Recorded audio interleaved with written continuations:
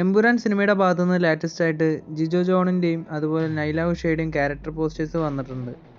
എമ്പുരാൻ സിനിമയുടെ സോങ്സിൻ്റെ ഭാഗത്തുനിന്നും ഒരു അപ്ഡേറ്റ് വന്നിട്ടുണ്ട്. എമ്പുരാൻ സിനിമയിൽ ടീസർ തീം അടക്കം മൊത്തത്തിൽ 6 സോങ്സ് ഉണ്ടെന്നാണ് പറയുന്നത്.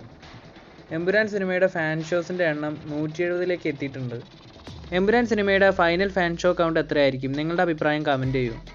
എമ്പുരാൻ സിനിമയുടെ സ്ക്രീൻ കൗണ്ടിലേക്ക് വരികയാണെങ്കിൽ കേരളത്തിൽ നിലവിൽ 777 സ്ക്രീനുകളാണ് ഉള്ളത്. എല്ലാം നല്ലതുപോലെ സംഭവിക്കുകയാണെങ്കിൽ കേരളത്തിൽ 675 സ്ക്രീനുകളിൽ എമ്പുരാൻ സിനിമ എത്തും.